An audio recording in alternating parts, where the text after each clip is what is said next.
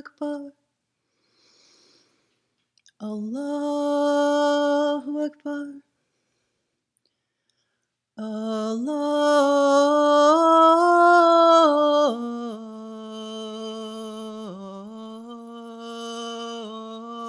الله أكبر أشهد أن لا إله إلا الله أشهد أن لا إله إلا الله أشهد أن محمد رسول الله أشهد أن محمد رسول الله حي على الصلاة حي على الصلاة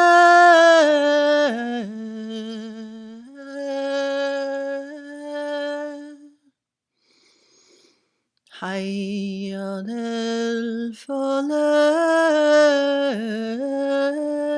الفلاح حي على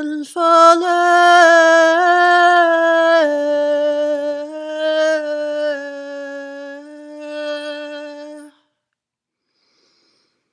الله أكبر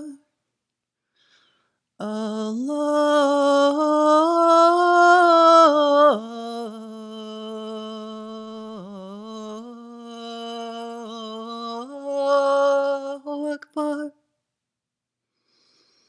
لا إله إلا الله الله أكبر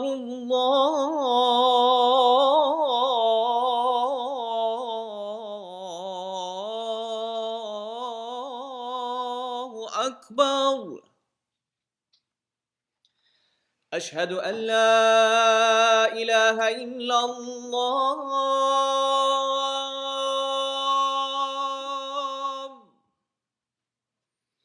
أشهد أن لا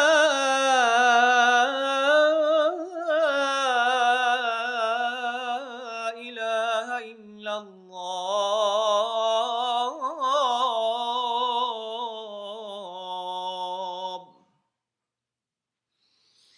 أشهد أن محمدًا رسول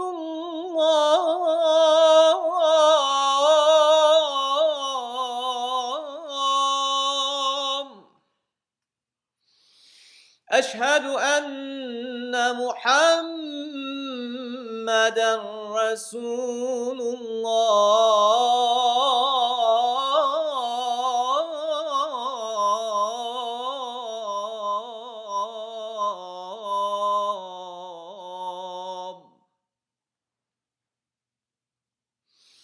حي على الصلاة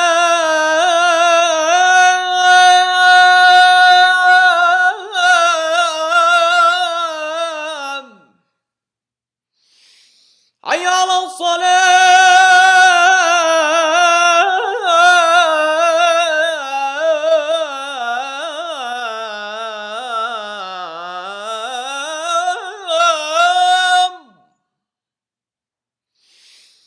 حي على الفلاح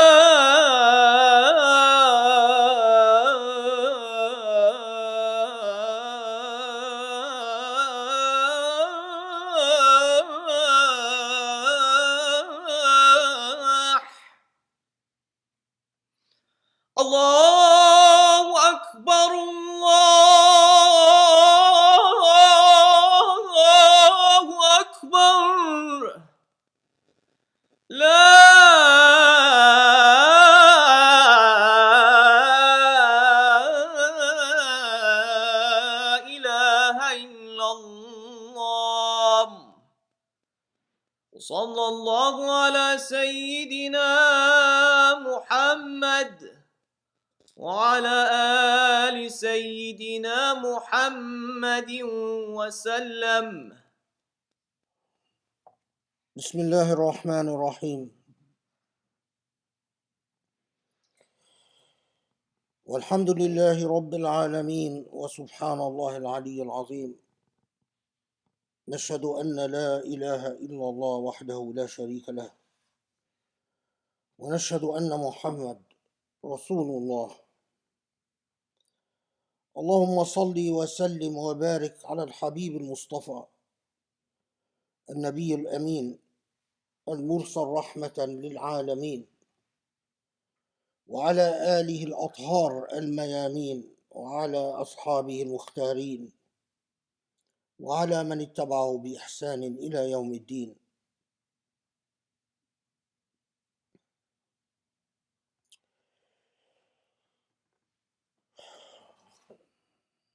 سبحان الله، سبحان الله، نستعينه ونستهديه ونستجيره ونستنصره، فإنه حق من هدى الله فلا مضل له، ومن يضلله فلا هادي له.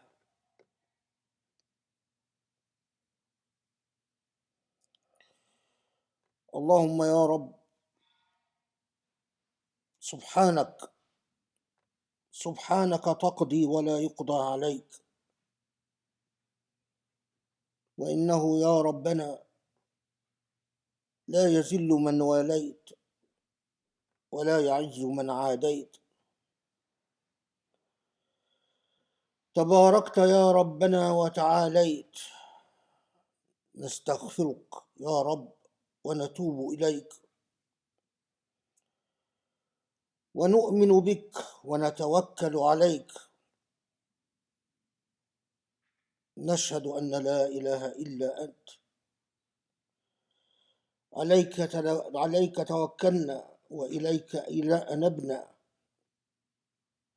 ولله المصير.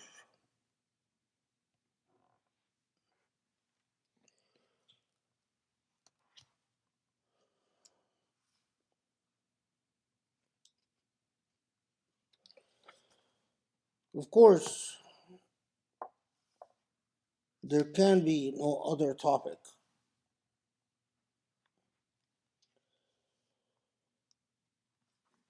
than the obscenity that is unfolding in Gaza.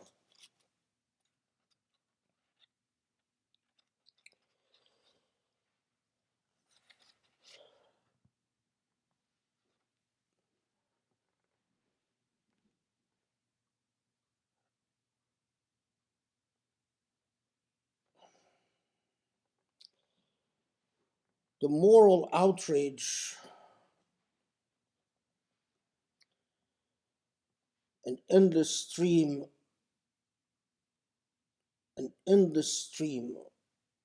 of images of human suffering, with a Western world in particular, with that part of the world that, whether we like it or not, has led the world morally, has defined the ethics of our modern institutions, for better or for worse. For the past centuries, it is a small percentage of the world that has defined the rules of the game globally. That small percentage that not too long ago were express and explicit colonial powers that took upon themselves the so-called civilizing mission in the world. Colonial powers that colonized, dominated, subjugated numerous indigenous cultures, all under sometimes well developed and rather sophisticated ideologies of civilization and new philosophical and moral frontiers, and other times rather vague and many times incoherent and paradoxical ideologies of, again, civilization and carrying humanity to its destiny, etc., etc.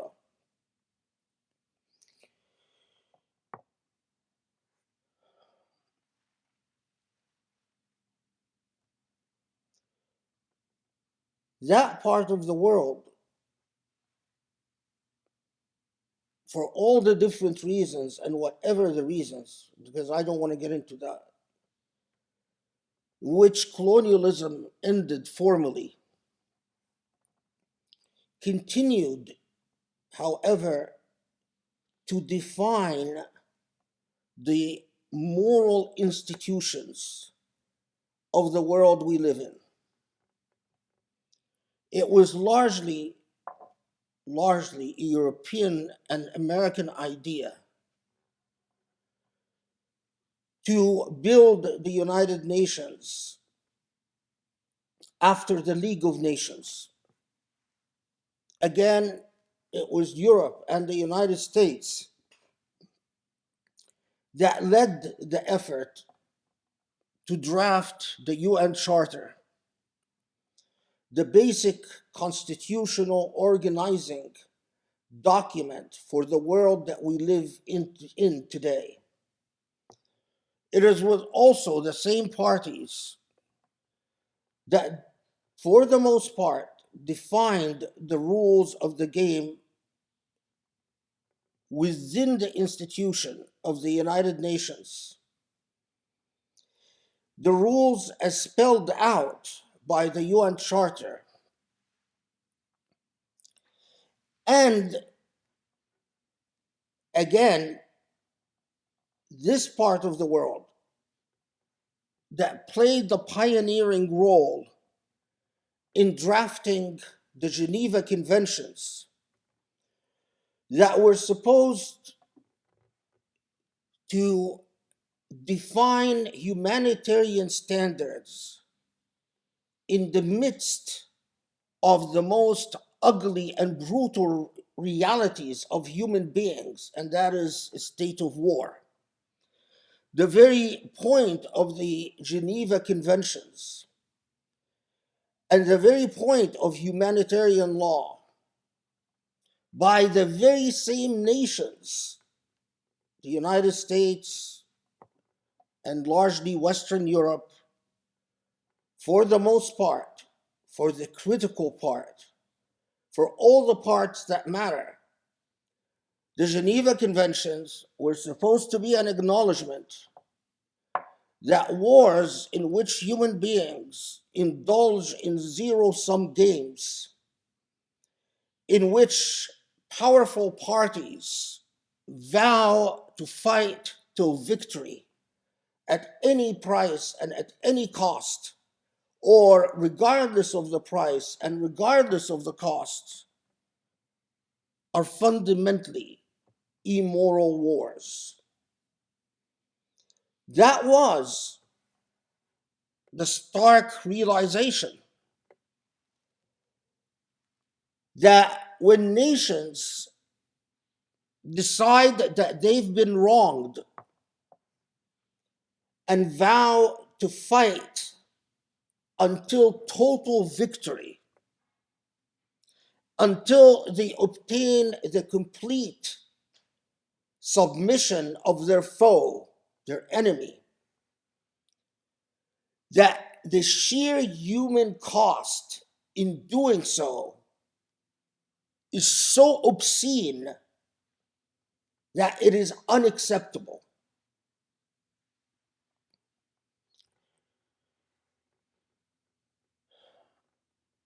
Any educated person knows that with the shocking price paid in World War II for these zero sum games, zero sum conflicts, we will fight to eradicate, not negotiate, not compromise, not reach a settlement, not in any way coexist, but to vanquish and erase our enemy, are indeed wars of such enormous costs for human beings that the whole edifice of the UN Charter, the two covenants for civil and political rights and for economic and cultural rights, the Geneva Conventions, the various treaties and instruments on human rights of every kind and type, were all supposed to be, we've learned from the brutality of World War II, and we do not want to repeat the sheer inhumanity of what took place when these colonial powers started struggling for bigger shares of the cake, for greater power over indigenous cultures and indigenous people, a bigger share in power and control, because in essence, what ignited fascism in places like Germany and Italy, and even what drove the Japanese assault upon the United States, in all these ideologies, what allowed these ideologies that inspired the leadership of these countries, what allowed these ideologies to become popular and to appeal to people and to deceive and trick people and to excite the imagination of people, was fundamentally about shares, about the gains of British colonialism, about American hegemony in the Pacific, about the shares of French colonialism, and the persistent sense among Italian and German and Japanese intellectuals that it is unfair because with the current distribution of shares, we will always be second to the dominant colonial powers in the world. Germany will never become as rich, as resource rich as France or Britain. Japan consistently complained about how small its sphere of influence was in the Pacific, and always complained in the years leading up to the war of American hegemony and American interventionism.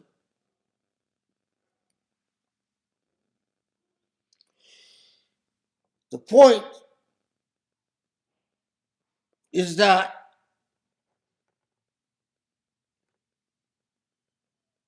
we led an experiment when human beings allow the cause to drive their conduct and forgo moral restraints and ethical reservations because they believe that their cause is just. The type of situation where what matters is the end pursued, regardless of the means. The whole experience of modernity post World War II was that this type of scenario results in endless misery for human beings.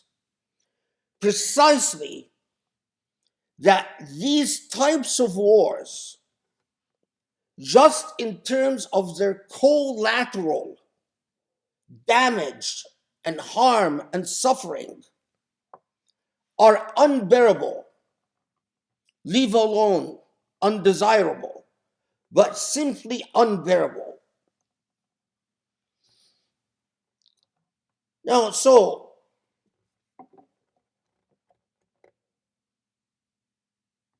all these institutions, even institutions like the Red Cross or like the various organizations within the United Nations that are supposed to monitor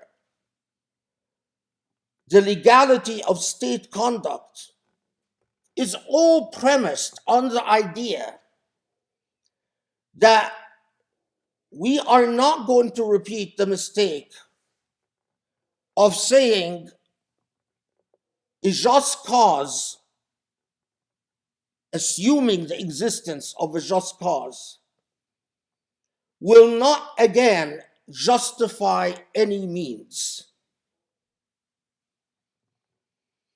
Not again justify the lack of restraint in the pursuit of what a party believes to be a just cause.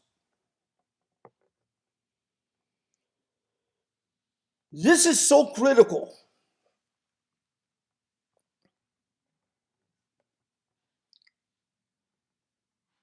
because what is happening in Gaza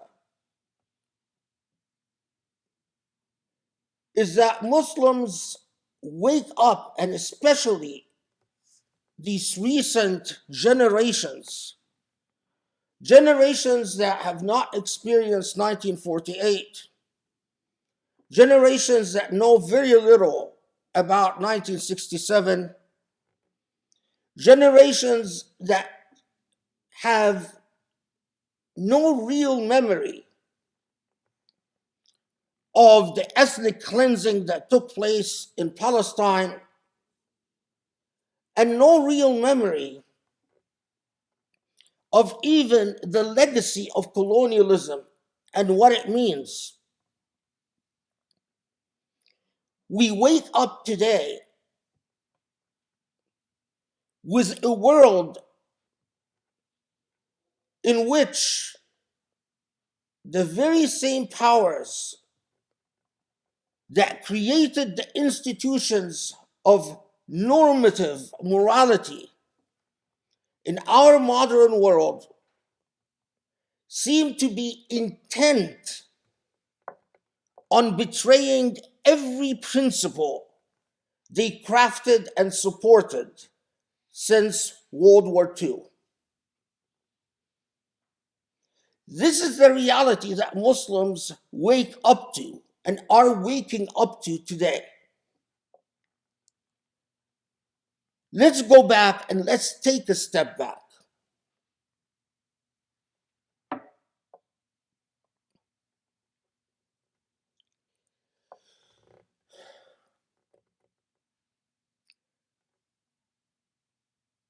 You and I have not seen evidence that is alleged by Israel and the United States of the atrocities claimed by Israel to have taken place.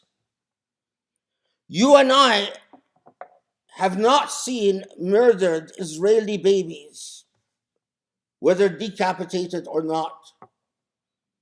We have not seen evidence of the type of atrocities. What I did see,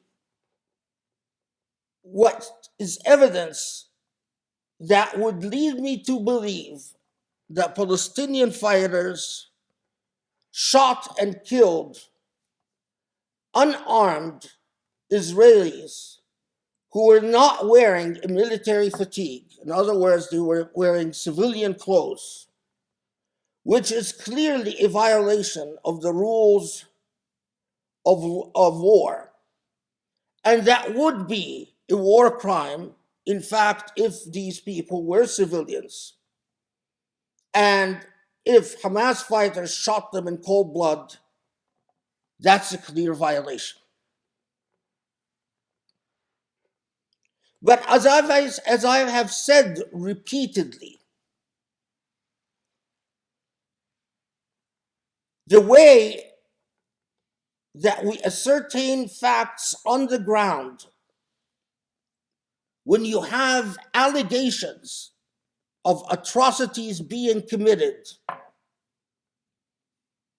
is to engage the very processes and institutions that the very same countries, the United States and the West, have created to investigate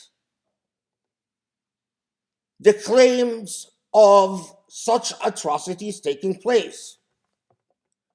Let's step away.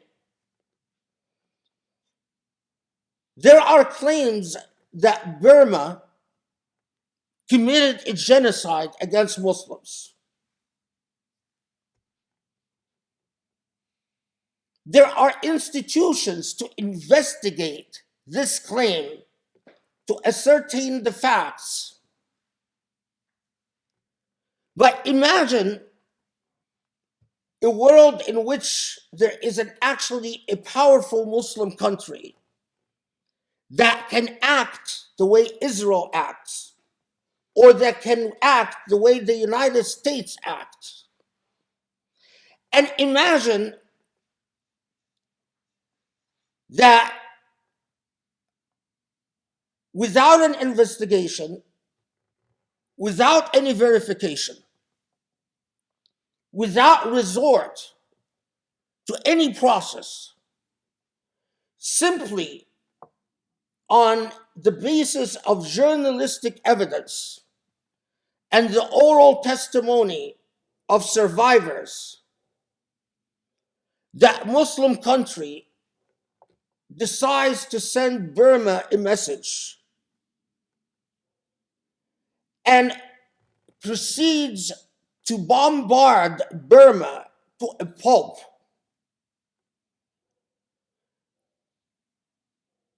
Not just bombard Burma to target military installations and people that are clearly wearing the insignia of being fighters, but simply level Burma to the ground. Can you imagine the world sitting silently?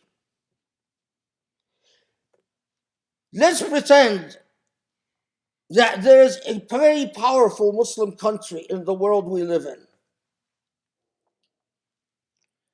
And simply on the basis of the evidence available to date, that China has engaged in the ethnic cleansing of Muslims and an actual genocide against Muslims in China, that powerful Muslim country tells the world, I'm not in the mood for any investigations. I'm not in the mood for any discussions, any back and forth. What I'm going to do is I am going to level Peking. I am going to reduce the capital of China to rubble. Imagine the reaction of the civilized Western world then.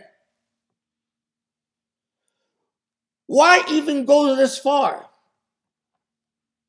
Imagine if there was a powerful Muslim country, and upon the occurrence of the massacre of Sabra and Shatila, in which more Palestinians were killed than Israelis were killed on October 7th. More Palestinians were killed in the massacre of Sabra and Shatila in this one day that Israelis were killed on October 7th. Imagine if the response to this by this powerful Muslim country is, that's it, we're fed up, we've been massacred by Israelis since 1948. Follows in a long string of massacres. This is it. We are going to go to war against Israel until complete and total victory is achieved. And in order to obtain complete and total victory, we're going to do what the very logic of complete and total victory dictates and necessitates, is that you pound your enemy to a pulp. So imagine if the response to Sabra and Shatila was that this powerful Muslim country said, this is it, we're going to start bombing Tel Aviv.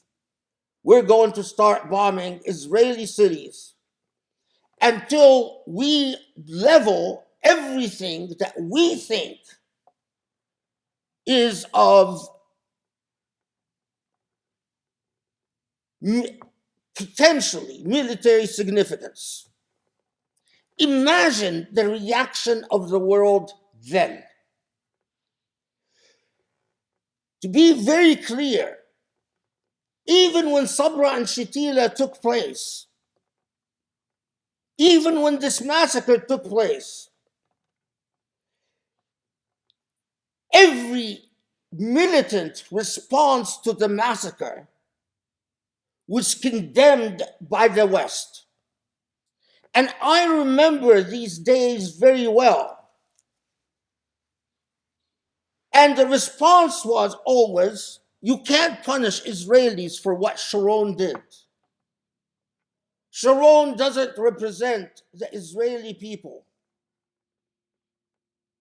You can't punish, in fact, even the Israeli military for the militant and fanatic faction led by Sharon. This is the thing. And the very logic that is transplanted to us from our experience with modernity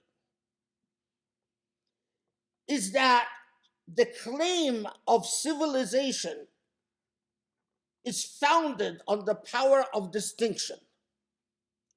Civilized people distinguish. And when the West wants to invoke the civilizational card, they distinguish. And when the West accuses us of not being civilized, they effectively accuse us of failing to distinguish, that we have a mentality that is too unsophisticated to realize distinctions. But then we wake up to a day, the now, in which all distinctions seem to have evaporated. All the institutions, everyone knows, everyone agrees. Even I don't think the Biden administration itself can deny that the Geneva Conventions are being violated. We have a judgment of the International Court of Justice years ago that said that Israel's treatment of the Palestinians is an ongoing and systematic violation of international law. Years ago, when Israel started building its walls of separation, when Israel started or developed its institutions of apartheid and subjugation of the Palestinian people, the entire world said this violates human rights principles.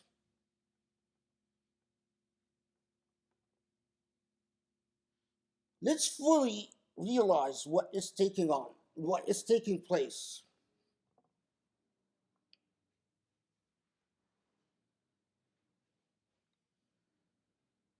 Because just being clear about the facts is very important. A corrupt, racist, supremacist leader came to power in Israel. When that leader came to power, he brought with him other Israeli politicians like Ben Gvir and Smotrich, who firmly believe that none of all this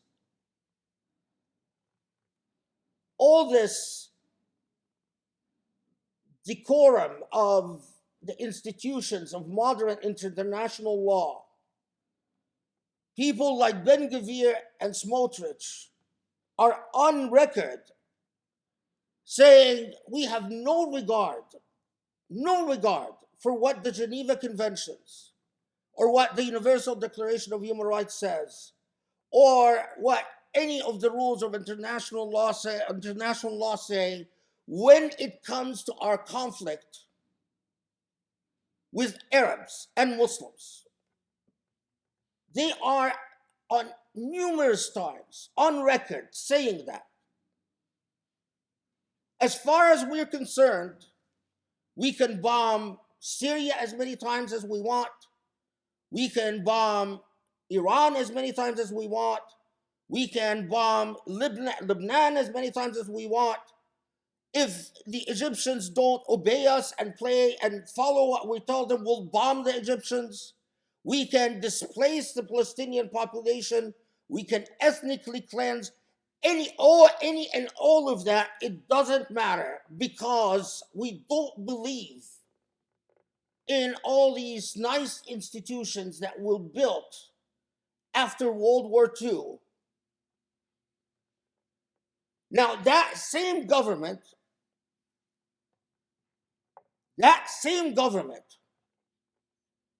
upon the occurrence of this attack, and this attack didn't come out of a vacuum, any reasonably intelligent person could have told you things are going to blow up, because since Netanyahu and his government came to power, they have made a habit of violating the sanctity of the Aqsa Mosque. Something that, by the way, continues till even just yesterday. And they have made a habit of allowing settlers to abuse and murder Palestinians without accountability.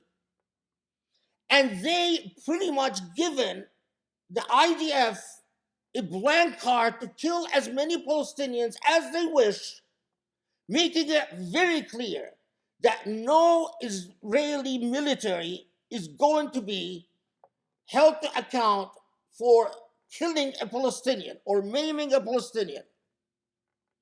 Now, that same government, upon the occurrence of this attack, started engaging the PR game, telling us at one time that Hamas cut off the heads of babies. That same government claimed that Hamas engaged in the mass rape and mass assault, sexual assault of Israeli women, claimed that Hamas murdered Israeli children, and extremely unreliable because of the pattern and practice, the habit of that same government of persistently and consistently lying about what Palestinians do or not do. Clearly, this government has no moral reservations about lying. Suddenly, the entire West, the same West that in theory condemns racism, led an entire world war to counter supremacist ideologies. The same West that says supremacists and fascists should not be believed and should not followed, in a moment did precisely what they have been telling the world not to do, at least since World War II. And that is accept the narrative and testimony of supremacist and fascist parties as beyond impeachment and as absolute truth. Let that sink in for a second. I saw on Israeli TV, and anyone that wants to see this clip, I would be happy to send it to them. Because someone that I know preserved the clip. The clip is of an Israeli woman, a young, attractive Israeli woman. She's being interviewed on Israeli TV, and she talks about how Hamas soldiers came and they finally broke the door that she had locked, where she and 4 others were hiding. And that upon breaking the door, the Israeli correspondent asked her, did they assault you? Did they abuse you? Did they mistreat you? And she says, with complete calm, no, actually, they treated us really well. They told us that not to fear, not to be scared, that they're Muslim. And this is not the famous interview where you have a woman wearing eyeglasses that everyone saw. It's a younger woman. And she says to the Israeli correspondent, they gave us water. They told us that they are going to be there for a few hours, but they're not going to hurt us. And I saw this clip once, and it was promptly removed and disappeared. And I thought I lost it until I found that this other person that I follow had actually downloaded it and preserved it. The account that downloaded it and preserved it is called MuhibTube. The interview is in Hebrew. And it is clear that it was promptly removed.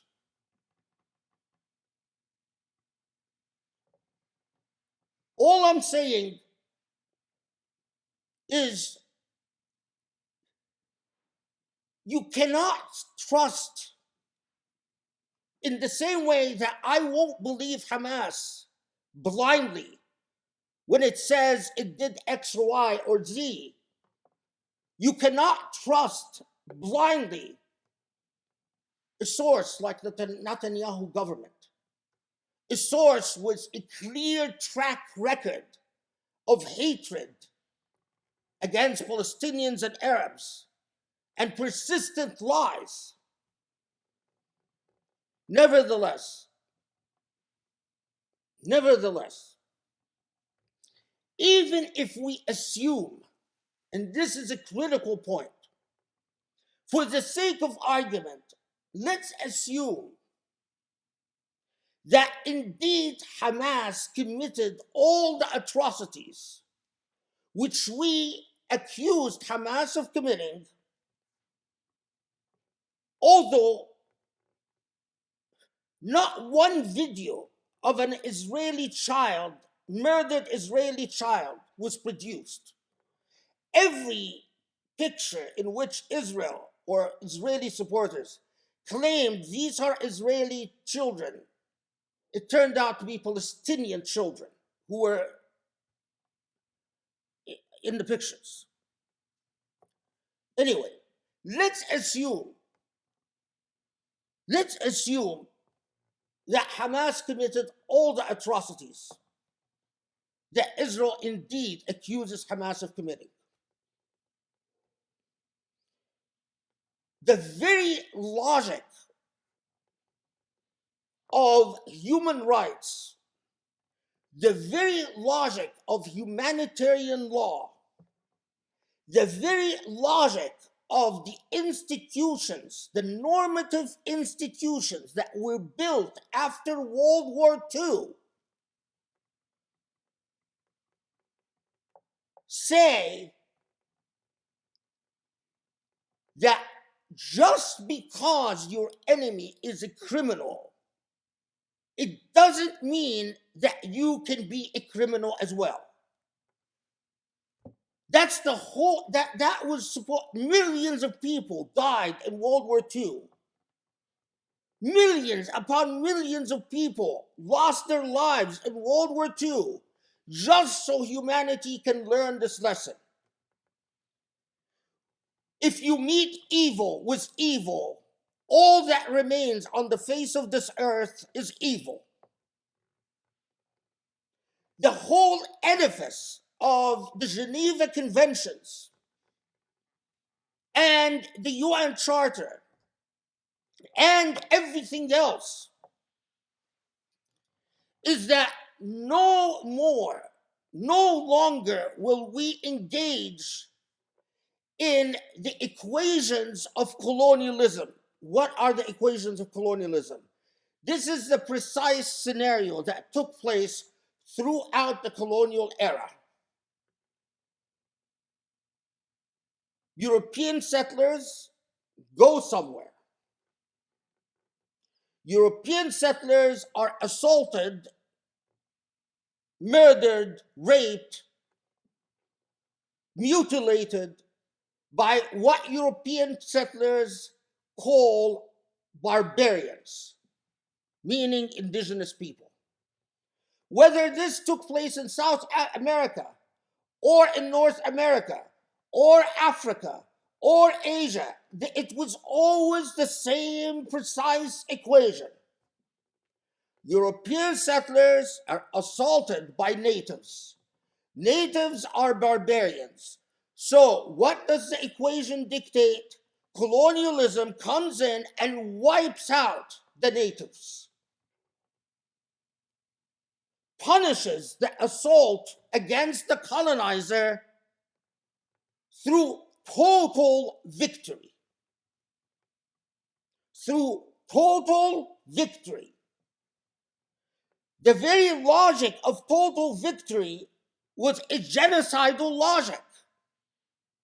Because you cannot be totally victorious over a people unless you completely vanquish them. And so, again, people, because it is incredible that I see even law professors seem to have become suddenly stupid morons.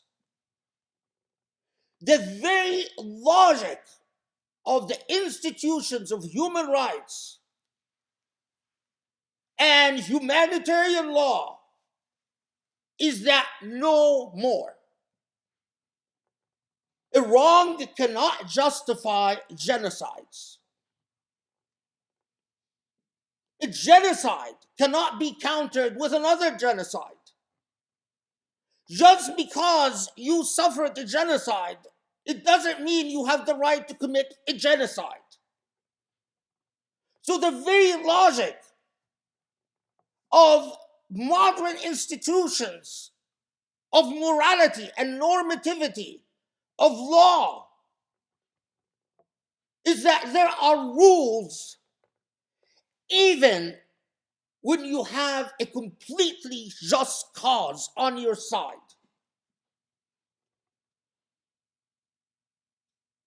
Everyone agrees, even the Biden, I am sure everyone in the Biden administration knows that what Israel is doing in Gaza violates about 100 provisions in the Geneva Conventions. Everyone knows bombing hospitals, even bombing UNRWA schools. Why are we kidding ourselves? Just recently, I saw a report that there were 100,000 in 1 week instances of extreme hate speech against Palestinians and Muslims in one country alone, in Israel, on Twitter. 100,000 instances of extreme hate speech. When I say extreme hate speech, means these are animals, wipe them out. And of course, Twitter, not one instance of intervention by Twitter to do anything about the genocidal discourse in Israel against Palestine. Everyone knows that what the Netanyahu government is espousing is a genocidal war. And everyone knows that the very rules, that the very powers today that stand with Israel drafted, authored, theorized, invented, the very rules that say you don't target hospitals, you don't target schools, you don't go after UNRWA for institutions, you don't cut off water, you don't cut off electricity, even the obscenity of the aid caravan at the Egyptian border, which hasn't entered yet. 20 trucks, people. 20 trucks. This whole hoopla is about 20 trucks. What do you think 20 trucks are going to do in a population like Gaza's? That's aid for about 1 minute. And yet, the obscenity of the entire world going back and forth. Oh, well, the 20 trucks are in, they're out, they're not in, they're delayed. That's nothing.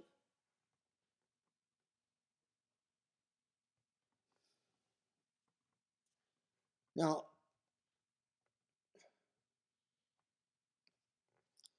this is the whole point. I mentioned in my previous khutbah that there is an obsession that seems to be nestled in the Israeli mind. And the obsession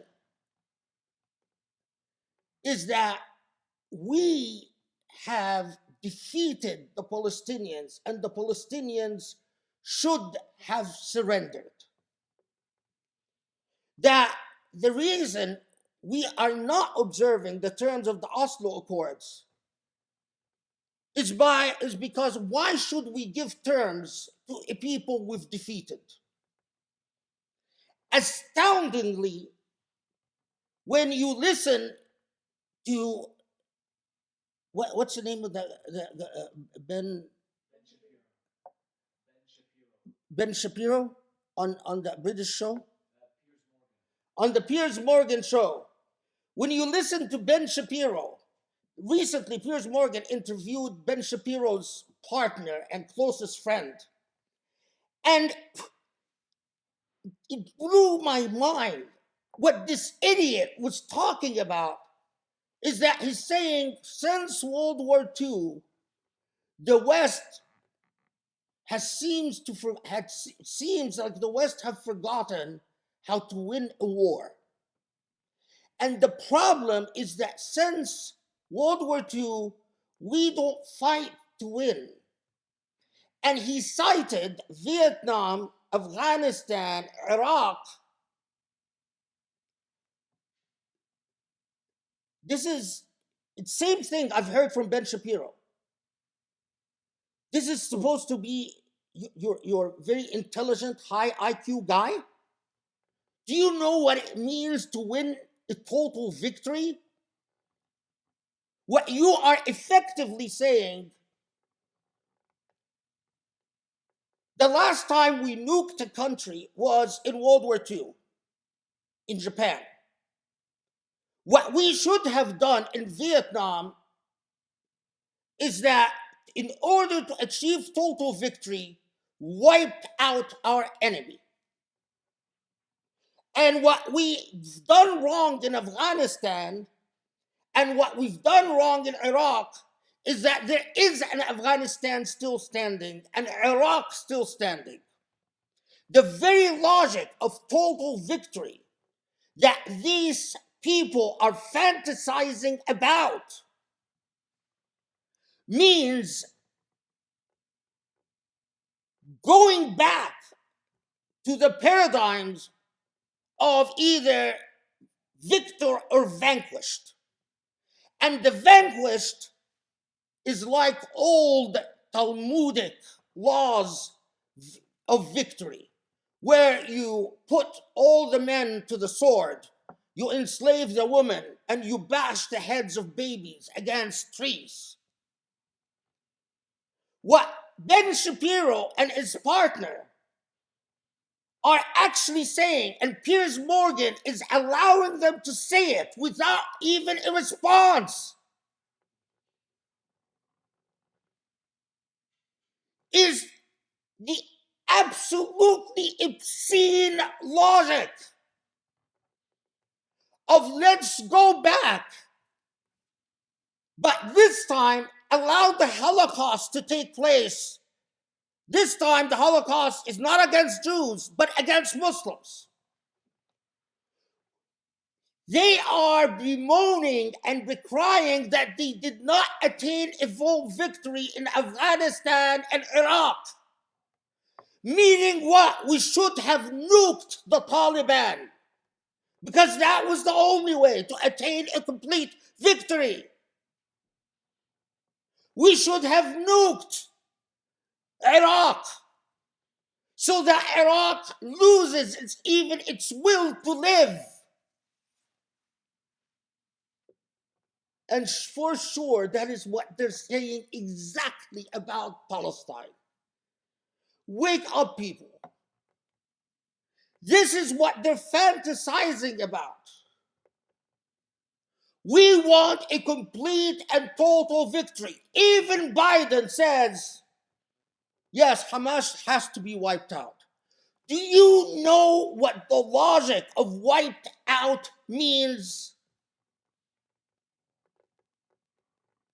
Do you, if if fundamentally Israel is bombing hospitals and schools and homes and saying Hamas is in all of these places, so by the very logic, people, I don't know what happened to logic. I really am in the twilight zone.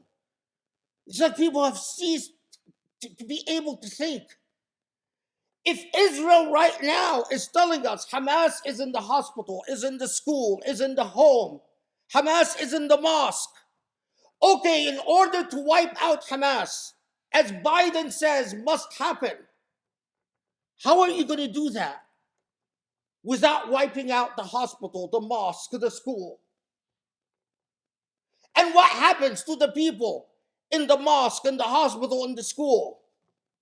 The logic of total victory. So, what we are confronting is a very ugly and stark reality. The very people who invented the rules of war in modernity, the very academics and intellectuals and politicians that authored the Geneva Conventions, that authored the Universal Declaration of Human Rights, that said that we don't live in an age of victor and vanquished, that said no more, not again to the wars of colonialism, where an indigenous population commits an atrocity, so you wipe them off the face of the earth. The very people who said no more to the logic of total, unrestrained, unfettered war have abandoned their ideals. And what is truly shocking is that they affirmed something that Muslims suspected all along, is that our ideals don't include you Muslims.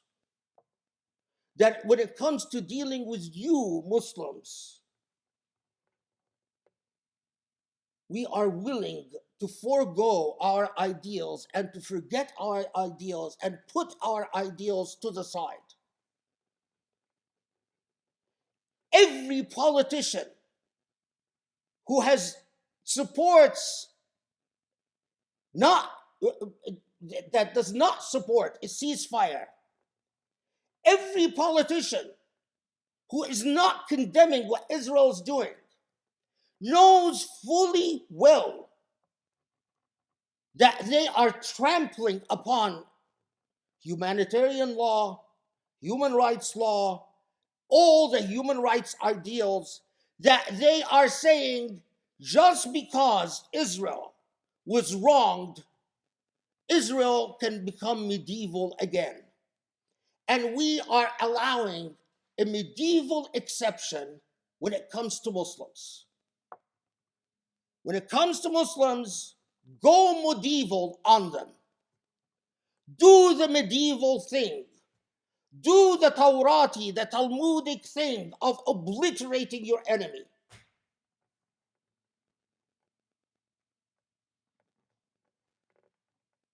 That is indeed a new challenge and a new world.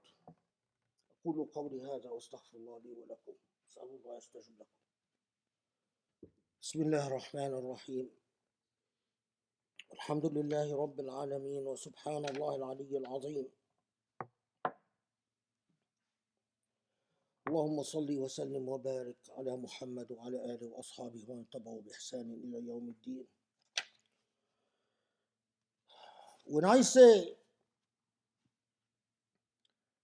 do the Talmudic thing, the Taurati thing, this of course, the way in Deuteronomy, the laws of war in Deuteronomy, and what you do to the vanquished enemy, the defeated enemy.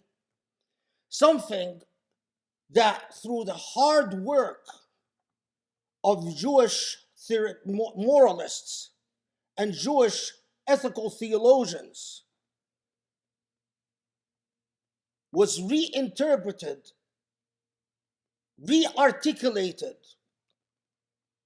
deconstructed, and challenged. In other words, what is being lost among the gazillion things being lost in this obscenity and ugliness is Jewish ethics and the hard work of Jewish theologians and moralists. But anyway, that's the sidebar.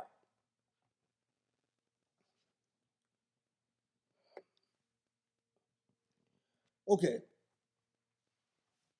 so now I just want to take a minute and identify the elephant in the room.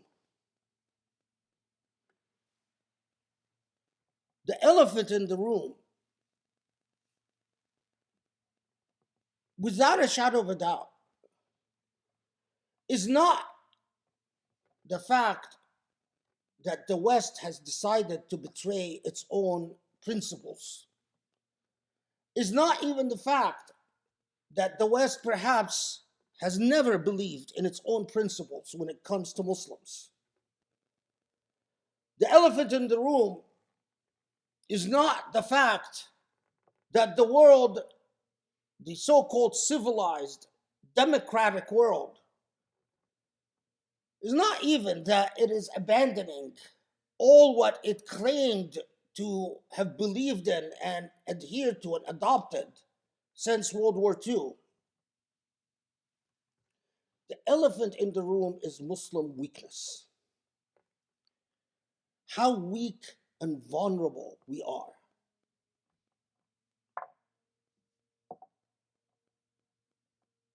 Listen, our weakness was painfully evident when in 1948, if you compare the way Al Saud fought for the Hijaz, in other words, the way they surrounded and suffocated Hijaz until it gave up their fighting power, their fighting energy in fighting fellow Muslims, killing and murdering fellow Muslims, and compare their fight to the fight of Arabs in 1948, it would clearly tell you who's in charge. It would clearly tell you who is giving orders and who is carrying out orders. But we were weak in 48. We were weak in 67. Even 1973, in which, but we are always on the weak side. And the reason we are always weak is two distinct reasons. Whether Israel or the West, whether Britain or France or America, they don't fight the people. They fight appointed rulers and leaders. In other words, look at whether you agree with them or not, that's not the point. But look at what the absence of an Arab leader does in the case of Hezbollah or the case of Hamas. Imagine right now, in all the demonstrations that took place all over the Muslim world, the chant of the Muslim masses is open the borders, allow us to go volunteer to help our Gazans brothers. Imagine if you had rulers in the Muslim world that actually translated this into a reality. If you are going to victimize the Gazans, that means you're going to have to go to war with all of us Muslims. Imagine if the logic that was followed by Muslims is the very same logic that confronts us when we deal with Israel. Time and time and time again, in confronting Israeli violence, what we very quickly learn is it's not just fighting Israel. It's fighting Israel and the United States and Britain and France and so many other European countries who basically tell any Israeli enemy, Israel doesn't stand alone. As we speak, there are Americans who have already packed up and flew to Israel to join the war effort against Palestinians. They are allowed to do so by law, and there will be no legal repercussions because our laws does not designate Israeli forces as a terroristic force, and joining them in murdering Palestinians is not an act of terrorism. But no Muslim or Arab leader dares allow his people to translate sympathy with the Palestinians into any type of action. Muslim weakness is undeniable. The other reality that is also part of the Muslim weakness, from as far back as I can remember, from the days I was a child, I grew up with the ingrained idea that the big boogeyman, the scary monster, is Israeli air power. Since the 60s, when I was growing up, Israel goes wherever it wants, bombs wherever it wants, kills whoever it wants using air power. And that reality continued, not just from the 60s till now, but we saw this reality in the weakness of Iraq and its inability to fend off an invasion, air power. And in every conflict in which Muslims found themselves on the other side. Now, I often wondered, what allows for this absolute supremacy from the air? And I've done the exercise of imagining what it would take for a Muslim country to actually develop a type of weapon that can counter the absolute air supremacy that Israel has. And you know what is required? What is required are institutions of research and experiment. You have to rechannel your resources to support every brilliant young scientist who might have an idea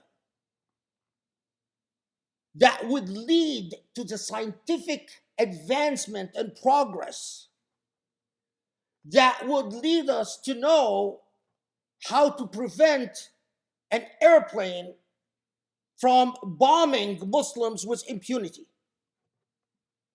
But in order to have these resources,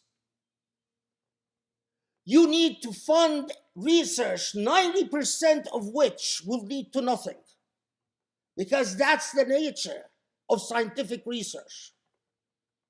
But you must be able to protect your scientists. You must be able to fund the experiments and the trial and error of your scientists. And you must be able to commit the resources to carry out the scientific imagination into actual prototypes. But you cannot do that. It is impossible to do that. If you do not have your own political will, if basically your country is so corrupt that there are spies at every corner, and if your scientists, because you are so compromised, are so vulnerable that they can be assassinated at any time, you cannot do that if your military and your elite is so corrupt that the funds that could be dedicated to scientific research, trial and error, are diverted to the pockets of corrupt generals who spend this money in bank accounts in Switzerland and bank accounts in Dubai and villas and cars and yachts.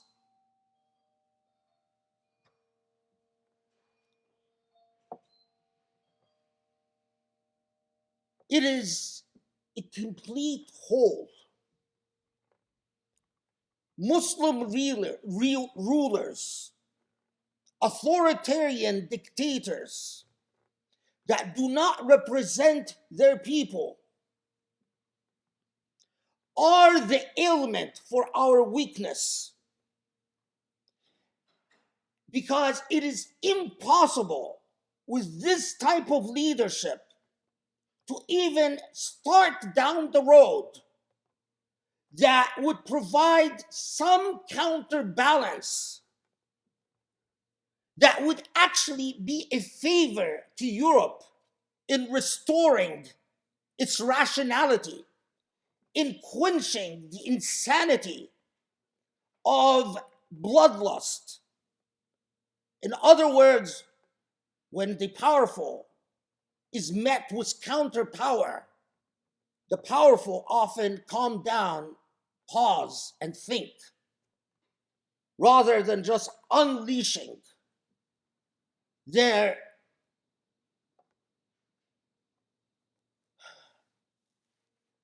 Muslims have to abandon thought about everything else and focus on rehabilitating the art of governance in Muslim worlds. Muslims in the United States and Europe must become the active agents in through the institutions of power in the United States and Europe, becoming the mechanism for forcing reform and change in the Muslim world. Because the current, if you want to understand who is truly responsible for the genocide taking place in Palestine right now, who is truly responsible are the rulers, Muslim rulers, who allow this to happen, who are so weak that neither the United States, nor Israel, nor any other power gives them any weight or any regard. I'm going to finish with this one example because it is truly shocking and needs to be preserved in history. I don't know how many of you watched the president of Egypt, Abdel Fattah al-Sisi, with the German chancellor or the German politician he spoke with. In the course, Sisi is regularly an idiot. I mean, he says idiotic things all the time. But this,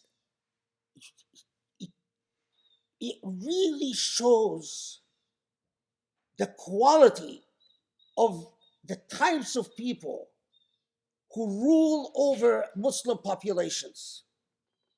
Abdel Fattah al-Sisi wanted to say that Egypt is completely opposed to the displacement of Palestinians and forcing Palestinians into the desert in Sinai. But in the course of saying so he says Egypt is completely opposed to exiling Palestinians and pushing them into Sinai. Okay, fine. But in the course of saying this, he says something that is unbelievable. He says, well, if Israel wanted to, instead of you, Germany and Britain and the US trying to pressure Egypt to allow the Palestinians to be settled in Sinai, he proposes, this is live. He says, well, Israel has this desert in the Naqab area. The Naqab is this vast desert that along the Egyptian border that is unsettled. There's nothing there. And he says Israel has the Naqab area, the Naqab desert. Israel can instead displace the Palestinians to the Naqab desert until they finish their war and destroy Hamas, and then allow the Palestinians back to Gaza if they want. Now, of course, this is all Freudian slips. He was not at this point reading from a text. He was just speaking freely. But it really betrays how lowly and submissive and spineless and irrelevant these rulers are. The ruler of the biggest Muslim country in the Middle East, over 100 million people, is telling Israel, go ahead, push the population of Gaza over 2 million people, a genocidal crime against all the laws, against every humanitarian law. Displace them, put them in the Naqab desert, go ahead, finish off Hamas, destroy Hamas, and then allow this population to return to Gaza if you want. Oh my God. And he said this, and this wasn't even remarked on, even by Jazeera. Not a single khatib seemed to have even noticed. We are so defeated, so broken, that even when our rulers speak as criminals, something like this would be enough for people who are actually alive, people who have a sense of awareness and pride, to overthrow the ruler. This is enough. This statement alone is enough, if the Egyptian people were actually living, to overthrow the ruler overnight just because he said that. How can you possibly suggest not a war crime, an absolute genocide against your fellow Muslims, telling Israel, instead of pushing them upon us, throw them in the desert, go ahead, massacre Hamas, then if you want, allow them to. But of course, no reaction. I don't know if Egyptians even noticed.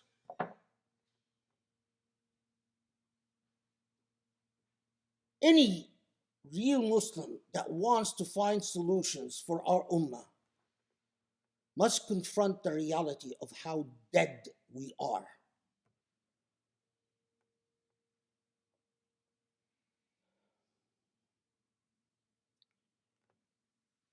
I'll close with this. Of course, the toxic, the poison, the Emirat is the only country where there wasn't even a demonstration in support of Palestinians. The Emirat even banned the raising of Palestinian flags. If you've been listening to Emirati media, it is completely blaming the Palestinians for their own plight. It is the Palestinians' fault. It is the Palestinians who, in fact, they even implied in their media that it's probably true that Hamas is responsible or Jihad is responsible for bombing the hospital and so on. Hamza Yusuf was delivering a lecture in which he was effectively saying Hamas is at fault because they decided to rebel against their own oppression. And Islam expects you to just persevere and take your oppression because it's Allah's will. And that lecture that Hamza Yusuf was giving was promptly removed. So I expect that he even messed up more than the part that I've heard. And it became such an embarrassment that they removed it. But the solution begins with you. If you are the type of Muslim, if you are the type of Muslim who expects the person that you consider to be authoritative, that you consider to be representative of your religion and of the divine will, that defines who you are. And collectively, these choices define what our religion is. And collectively, these choices define what our reality is. I hope that we will wake up. Allahumma ighfir lana. Allahumma arhamna. Allahumma tub alayna. Allahumma ansurna ya Rabbal Alameen. واهدنا لأقرب من هذا رشدا. اللهم ارفع مقتك وغضبك عنا يا الله يا كريم. Allah, aid us, forgive us. Allah, Ya Rabb, allow us to be better Muslims, more probing, more intelligent, more perceptive, more moral, more ethical, and yes, more humane. Ya Rabb, صلي وسلم وبارك على محمد وعلى آله وصحبه وأقم الصلاة.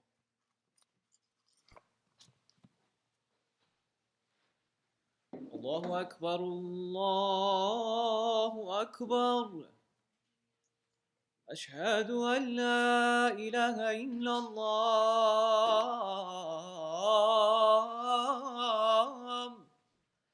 أشهد أن محمدا رسول الله. حي على الصلاة حي على الفلاح.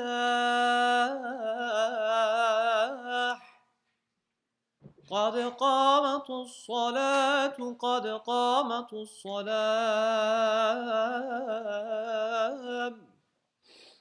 الله أكبر الله أكبر. لا